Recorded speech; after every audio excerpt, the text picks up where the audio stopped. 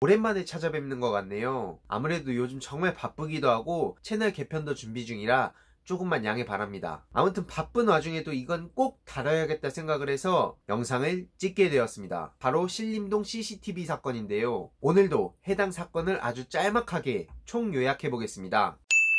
28일 오후 한 트위터 계정에 신림동 강간범 영상 공개합니다라는 제목으로 1분 24초짜리 영상이 게시되었다고 합니다. 공개된 영상에는 한 여성이 집에 들어가는 순간 남성이 뒤따라 들어가려다 1초 차이로 문이 잠겨 들어가지 못했고 문 밖에서 서성이다가 돌아간 것이죠. 더 충격적인 것은 추가 CCTV 영상을 보면 후레쉬로 지문을 비춘다던가 10분간 문 앞을 서성이고 계단에 숨어 성기를 만지고 있었다는 사실입니다. 게다가 그는 길에서부터 오랫동안 스토킹해왔죠. 하지만 그는 처음 주거침입 혐의로만 체포되었다고 합니다.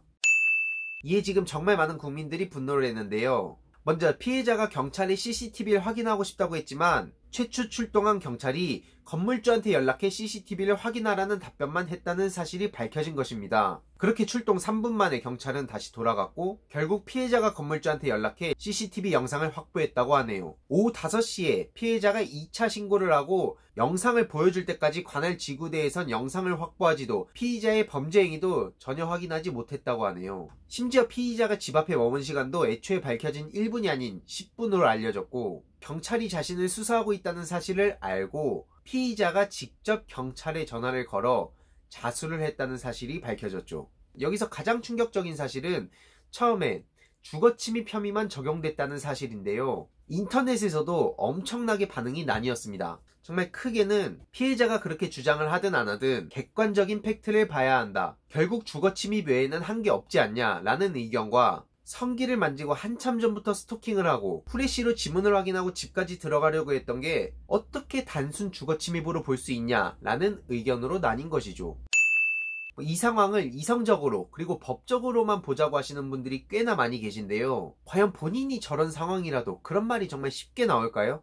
그렇게 앉아서 영화 한 편 보듯이 합리적인 척하면서 이성적으로 판단해서 주거침입죄만 적용하자고 얘기를 할 수 있을까요? 그게 본인 일이라면요. 아무튼 어제 그는 성폭력 범죄의 처벌 등에 관한 특례법 위반으로 혐의를 적용해 구속영장을 신청했다고 합니다. 범행 현장에서 상당 시간 머물며 피해자의 집 출입문을 강제로 열려고 시도하는 등 주거침입 강간 실행의 착수가 인정됐다고 판단했다고 하네요. 그나마 정말 다행입니다.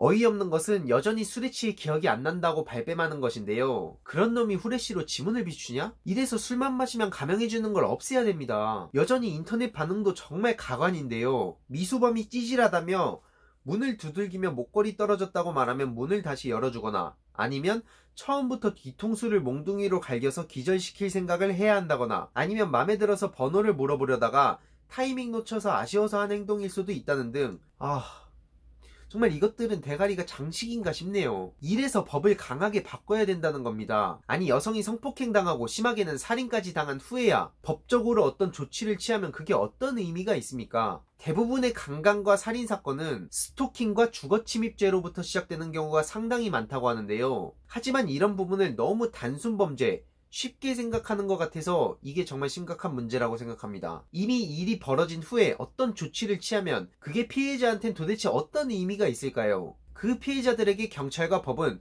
도대체 어떤 의미로 다가올까요? 저 같아도 아무런 의미도 없는 어떤 공허한 존재라는 생각밖에 들지 않을 것 같습니다. 그래서 여성들이 이렇게 분노하고 두려움에 떨고 있는 상황인데 이게 도무지 아예 이해가 안 가시나요? 당연히 법리의 문제도 있겠지만 때로는 본인이 맹신하는 그 법이 결코 완벽하지 않다는 사실을 우리는 인지해야 합니다. 아무튼 현재 국민청원이 진행 중인데 아래 링크는 남겨두겠습니다. 아무쪼록 피해자분께서 이 정도면 트라우마가 생기셨을 것 같은데 부디 피해자가 강한 처벌을 받고 다신 같은 일이 반복되지 않길 바랍니다. 하루빨리 법 개정이 시급하다는 생각이 드네요. 아우 미친놈들.